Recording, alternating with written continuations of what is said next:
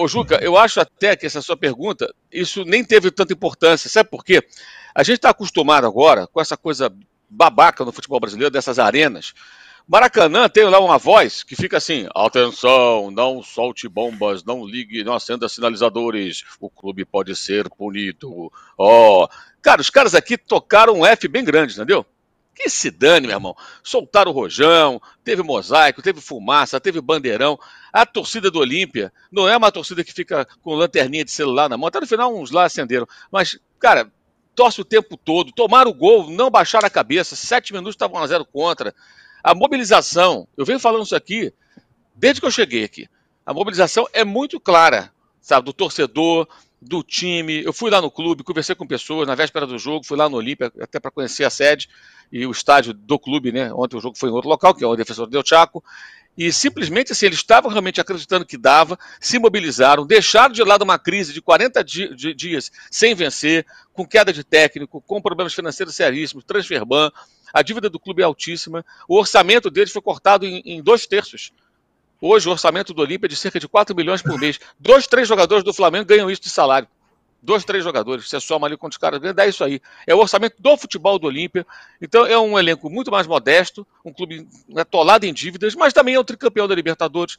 Tem uma torcida engajada, numerosa, apaixonada e de verdade, não torcida modinha. Tá? Como os clubes brasileiros estão abraçando, tirando uns ou outros que vão no estádio, muitos só gritam quando o time está ganhando. A sede do Luizinho de Lanterninha com o time perdendo com o América, empatando com o América Mineiro do Maracanã. Então, a atmosfera, o ambiente do estádio, ele foi aquilo que a gente imaginava em função do que você percebia conversando com as pessoas e entendendo o que estava acontecendo, a preparação para o jogo. Tá? Então, eles se mobilizaram de uma maneira especial. E foi uma verdadeira aula ontem. O recebimento do time em campo foi o melhor da Libertadores em muitos anos. Espetacular. Vamos multar, que se dane, que se multe. Estão quebrados mesmo, sem grana, paga mais uma multa, Comebol, dá uma banana para Comebol e faz o que tem que fazer. No Maracanã é tudo ao contrário. Então você já percebe a diferença muito grande de envolvimento. O time do Flamengo não se mobiliza. Eu acho incrível como algumas pessoas ainda falam, não, bobagem, negócio de escolher jogo. Não escolhem jogos, não. Por que jogaram contra o Grêmio 15 dias antes daquela partida e agora jogaram dessa maneira?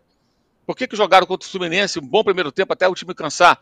O segundo tempo contra o Palmeiras, quando o time teve algumas alterações e quase virou o jogo. O final do jogo com o Atlético Mineiro dominando e virando dentro do estádio de Independência. E joga contra o Cuiabá daquela maneira, joga dessa maneira contra o Olímpia. Ou seja, o time do Flamengo faz o que quer, pela omissão dos dirigentes, Landim, Marcos Braz, todos eles, tá?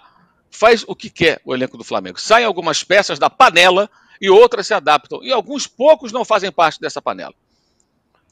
O Flamengo com o Paulo Souza teve atuações ridículas, com o Dorival no final da sua participação, agora com o Vitor Pereira no começo do ano, com o Alcas era Vitor Pereira, a goleada do Fluminense era Vitor Pereira, o Maringá era o interino Mário Jorge, e as goleadas para o Red Bull Bragantino e Cuiabá e essa derrota, esse vexame, tudo com o Sampaoli. É claro que o Sampaoli tem responsabilidade, cometeu vários erros, cavou uma expulsão, estava na cara que o Roldan ia botar ele para fora, então ele arrumou a expulsão, não coloca o Pedro no final quando o time precisava de alguma coisa, embora acho que dificilmente adiantaria algo, né, mas ele tinha que tentar. O Flamengo tinha dado 3 chutes a gol aos 38 minutos do segundo tempo, 3 chutes a gol, quando já estava perdendo por 3-1. Então o problema é muito mais sério. Não dá para ficar analisando o jogo desse sobre aspectos táticos meramente. É algo muito mais profundo. E no final, aí eu fui até a coletiva e fiz uma pergunta para o Everton Ribeiro, usei a palavra vergonha, e ele concordou, falou sim, que foi uma vergonha. Pelo menos o capitão do time admite publicamente que foi uma vergonha, né? Mas o Gabigol saiu do campo e falou para os repórteres que, não, fomos roubados. Foi um roubo, uma coisa assim. Roubo? Que roubo? Reclamar de arbitragem depois de um jogo desses? Ora, tenha um mínimo de coragem de admitir a incompetência, a má atuação, a falta de vontade. O Arrascaeta ontem teve um lance, não sei se pela TV vocês perceberam, no estádio fica mais claro, o Gamarra, que não é aquele, né? Ele ganha do Gabigol uma disputa de bola ali na lateral direita da defesa do Olímpia, ele perde, ganha, a bola sai com ela, a torcida cresce junto, esse primeiro tempo. E o Arrascaeta, aí a câmera deve seguir a bola, ele volta andando. Primeiro tempo, volta andando. A diferença de apetite, de vontade de vencer, a entrega, é assim, uma coisa abissal, a diferença é brutal. Então não adianta trocar de técnico, eu falo isso há tanto tempo, eles vão trocar de técnico. O técnico também não faz para merecer, ele não se ajuda, cometeu erros terríveis, e durante esses últimos dias especialmente, o episódio do Pedro, ele não soube realmente tentar tirar proveito até para se aproximar do elenco. Eu tenho dito há quanto tempo aí, já há semanas.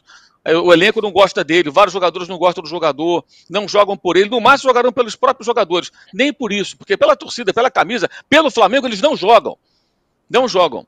E ainda há quem defenda que Felipe Luiz continue para o ano que vem. Meu Deus, sem a menor condição. Porque ele fala bonito, ele é bem articulado em relação à média dos jogadores. Tá bom, vai ser comentarista. Tem um monte de gente na televisão comentando futebol que jogou bola e falando abobrinha. Mais um para falar abobrinha. Vai para lá, ser corporativista. Aí falam, renovar com o Everton Ribeiro. O Everton Ribeiro está jogando mal há muito tempo. O canto do cisne dele foi no final do ano passado.